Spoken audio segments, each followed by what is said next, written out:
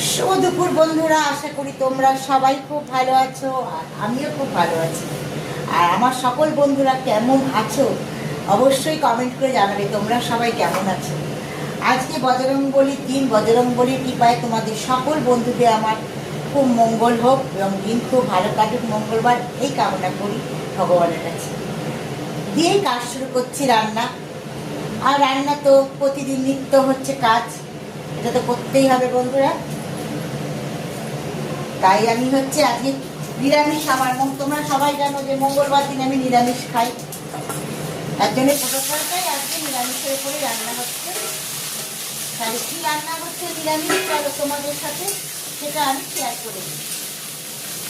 কি রান্না করছি, ভাতটা তো তোমাদের প্রত্যেক দিনই বলি বন্ধুরা যে ভাত হয়ে গেছে এক সপ্তাহ, সেটা আর দেখালাম না। এখানে দেখো আলু উচ্ছে ভাজা করেছি, আর এখানে তোমার শিম, আলু আর মটরশুঁটি, কাঁচা লঙ্কা এর মধ্যে ভাজছি। আর এখানে দেখো বড়ি ভেজে রেখেছি। এই যে আজকে করবো শীত পালং, এরা পালং শাক কেটে ধুয়ে রেখেছি, একদম শীত পালং এটা।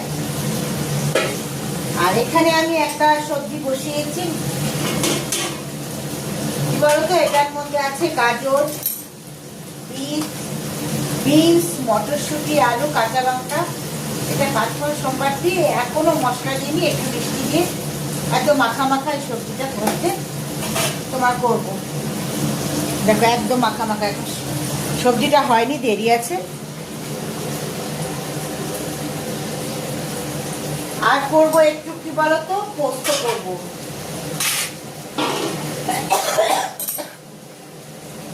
আর ফ্রিজের মধ্যে চাটনি করাই তো রয়েছে বন্ধুরা। চাটনিটা আমি রেগুলার বানাই না, ওটা করেই রাখি, আর রেগুলার করি না। ঠিক হচ্ছে, চাটনিটা করাই আছে, আমের চাটনি কালকে বানিয়েছিলাম। তা আজকে দুপুরের মেনু বন্ধুরা এটাই। আর কিছু রান্না করবো না, ডালটা করবো না। তা অনেকটাই মসুর ডাল ফ্রিজের মধ্যে করা আছে, কিন্তু আজকে তো মঙ্গলবার মসুর ডাল খাবো না, আর সেই জন্যেই আর ডাল বানাবো না।